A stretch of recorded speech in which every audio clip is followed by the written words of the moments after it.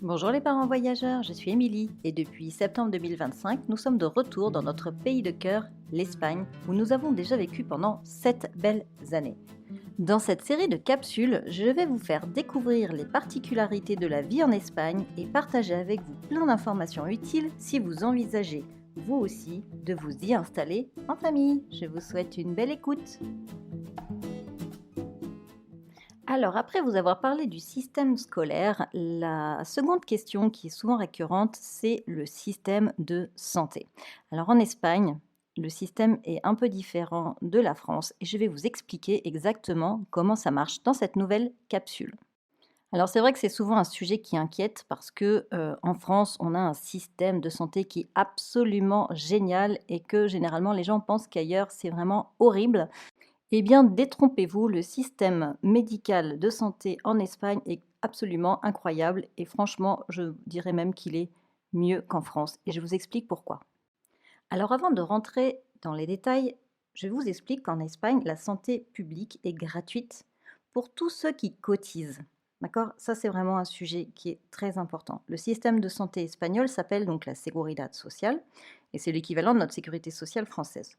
Si vous travaillez en Espagne, vos cotisations sont automatiquement prélevées sur votre salaire et vous avez donc droit aux soins gratuits dans le public. Donc les médecins, les hôpitaux, les urgences, le pédiatre, ophtalmo, etc., etc. Absolument tous les soins sont gratuits. Et bien sûr, les enfants sont couverts également pour les familles. Donc pour cela, il faut cotiser. Donc soit vous travaillez pour une entreprise, soit vous êtes autonomo, donc c'est-à-dire que vous avez un statut de travailleur indépendant qui serait plutôt l'équivalent de micro-entrepreneur ici. Et dans ces cas-là, vous cotisez aussi chaque mois à la sécurité sociale et du coup, ces cotisations vous ouvrent exactement les mêmes droits. Si vous ne travaillez pas, si vous n'avez aucun statut d'entreprise, vous ne pouvez donc pas bénéficier des soins gratuits. Dans ce cas, vous devez prendre une assurance privée et vous faire soigner dans le privé. Alors, du coup, des fois, les gens ont du mal à comprendre parce que il faut vraiment comprendre qu'en Espagne, c'est vraiment deux systèmes qui sont parallèles. En France, on peut aller chez n'importe quel praticien, on va avoir une base sécurité sociale et après, c'est la mutuelle qui va prendre en charge. La mutuelle n'est pas équivalente à à une assurance privée en Espagne. C'est-à-dire qu'en Espagne, il y a deux systèmes. C'est soit tu te fais soigner dans le privé, soit tu te fais soigner dans le public. Et moi, pendant longtemps, étant donné que je n'avais pas de statut en Espagne, j'ai été soignée dans le privé via l'assurance santé de mon conjoint qui travaillait dans une boîte espagnole. Étant donné que nous n'étions pas mariés, je ne pouvais donc pas bénéficier du système public de sécurité sociale. Donc ça, c'est vraiment très important de comprendre ce système-là déjà à la base. Alors, vous allez me dire, bah donc du coup, c'est soit l'un, soit l'autre. Non, vous pouvez très bien aller chez votre médecin dans le système public ou le pédiatre dans le système public et par exemple aller voir un dentiste dans le privé si vous avez une assurance privée via votre entreprise, par exemple, parce que les délais en général sont beaucoup plus courts. Donc, nous, on était soignés à la fois dans le public et à la fois dans le privé. Ça dépendait vraiment pour quelle spécialité on devait consulter. Donc je vais vous expliquer comment ça se passe dans les soins, publics, parce que privé, bon, bah, c'est privé, quoi. Je veux dire, vous avez une assurance et vous devez aller vous faire soigner dans les endroits de votre assurance, dans les cliniques dédiées à votre assurance. Donc comment ça fonctionne le public? Donc en fait, quand vous arrivez en Espagne, par exemple, vous avez un travail, vous avez un numéro de sécurité sociale qui vous est attribué. Une fois que vous avez votre numéro de sécurité sociale, vous devez aller dans un centre de santé public. On appelle ça le Centro de Salud. En fait, vous avez dans chaque quartier, dans votre lieu de résidence, en fait, vous avez un centro de salud qui vous est attribué. D'accord? Donc, vous devez aller dans un centre de salud et on vous remettra une tarjeta sanitaria. En fait, on vous remet une carte sanitaire, un peu comme une carte, qu'on appelle ça une carte vitale. Et donc, du coup, vous êtes rattaché à ce centre de salud-là et on vous attribuera un médecin traitant. D'accord? En général, on va vous demander si vous préférez les médecins traitants du matin ou de l'après-midi, d'accord? Parce qu'il y a souvent 2 médecins, donc ça dépend si vous préférez consulter le matin ou l'après-midi. Donc ce médecin traitant, en fait, c'est la base de votre parcours de santé. Ça veut dire que si vous avez besoin de voir un spécialiste, c'est forcément votre médecin traitant qui vous le préconise, d'accord? Vous pouvez pas, du coup, aller voir un dermato, par exemple, sans passer par votre médecin traitant, d'accord? C'est pas comme ça que ça marche. Mais il me semble qu'en France, je crois que c'est pareil, il me faut une ordonnance. Donc il faut vraiment respecter ce processus, avec le médecin traitant pour pouvoir suivre le parcours de soins, complet si vous avez besoin de voir un spécialiste. J'entends déjà cette question dans votre tête qui dit: «Mais alors du coup, ils sont comment les soins dans le public? Ils sont bien ou pas bien?» Bah, franchement, nous, on a toujours été hyper satisfaits des soins dans le public. Alors moi, personnellement, j'y vais pas, j'y vais jamais, même chez le médecin, même dans le privé, j'y vais jamais. Mais mon mari et surtout mes enfants ont un pédiatre, dédié et franchement, la pédiatre, elle est absolument extraordinaire. Enfin, déjà, elle est d'une bienveillance et d'une gentillesse incroyable avec les enfants. Elle est douce, elle est vraiment à l'écoute, et pour en avoir eu plusieurs différents, franchement, je trouve qu'il y a une approche qui est vraiment très, très bienveillante et ça, on adore. Je trouve vraiment ce qui fait la différence avec la France par rapport aux médecins, traitants ou en tout cas, le pédiatre, c'est que nous, les pédiatres, ils ont toujours été hyper à l'écoute. Ils nous ont toujours fait faire des examens en cas de doute.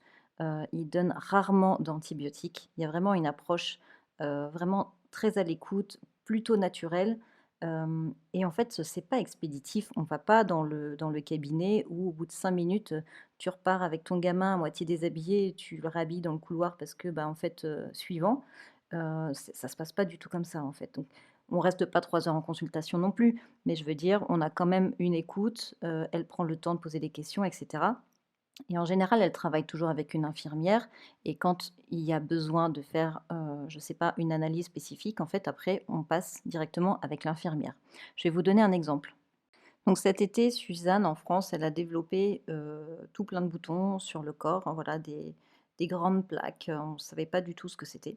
Donc moi, je ne voulais pas aller voir un médecin en France, étant donné qu'on rentrait bientôt en Espagne. Donc quand on est arrivé ici, en fait, on a pris tout de suite rendez-vous avec la pédiatre et en fait, c'était un pédiatre qui était, de remplacement, en fait, pour les vacances et en fait, voilà, il avait une suspicion, de champignons, alors de teigne aussi parce qu'on avait été en contact avec des animaux et voilà, il aurait pu nous donner une crème et merci, au revoir, en fait.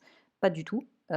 On Il nous a demandé de faire des examens, donc on est passé, en fait, après avec l'infirmière. L'infirmière a fait des prélèvements, de peau et en fait, tout ça, c'est parti au labo et on a su exactement, ce qu'elle avait eu. En fait, ils ont fait cultiver le champignon et après, au bout de 3 semaines, pour le coup, ça, c'était vraiment assez long, mais c'est la particularité de refaire cultiver un champignon. Mais l'idée, c'était, ils envoient les échantillons au labo et du coup, après, on savait exactement ce que c'était. Or, ce n'était pas un champignon, donc ça ne nécessitait pas de corticoïdes ou de trucs comme ça. Donc, elle m'a refait une ordonnance pour les prochains boutons qu'elle aura. Et donc, c'est ça que j'aime dans le système espagnol, c'est qu'il y a vraiment le côté approfondi. C'est pas juste ton gamin il fait une éruption de boutons, je te donne une pauvre crème et puis rentre chez toi, reviens si ça va pas. Il y a vraiment, je trouve, le souci d'aller savoir vraiment ce que l'enfant a. Et ça marche aussi, par exemple, pour les angines. Ils font des prélèvements si c'est bactériologique, etc. Enfin, on a eu tout plein d'exemples où vraiment ils sont allés assez loin dans la recherche de ce qu'avait l'enfant, en fait. Alors, quand je vous parle des infirmières, il faut savoir qu'en fait, quand on prend rendez-vous via l'application, les délais sont très courts parce qu'en fait, on peut prendre rendez-vous soit avec l'infirmière, soit avec le pédiatre. Par exemple, des fois, si c'est pour juste refaire une renouvellement d'ordonnance ou quelque chose qui est assez insignifiant, on peut juste aller voir l'infirmière. Et l'infirmière, elle avise si vraiment ça nécessite de voir le pédiatre. Donc ça, c'est bien parce qu'on peut prendre rendez-vous soit avec l'un, soit avec l'autre. Et donc du coup, on a quand même des rendez-vous, très, très rapidement en général et ça, c'est cool. Ensuite, je voudrais vous parler des médicaments. Donc en fait, quand le médecin vous donne une ordonnance, elle vous prescrit un médicament. Alors, par exemple, sortir avec un sachet de médicaments comme on peut avoir en France, ça n'existe pas en Espagne. D'accord? Donc en fait, vous repartez avec une ordonnance, avec une prescription avec un médicament, mais on ne vous donne pas du Doliprane, du paracétamol, des gouttes pour les oreilles, pour les yeux, enfin voilà. Bon après ça dépend évidemment ce qu'a l'enfant, mais en général, nous quand on y va, on ressort avec un médicament seulement.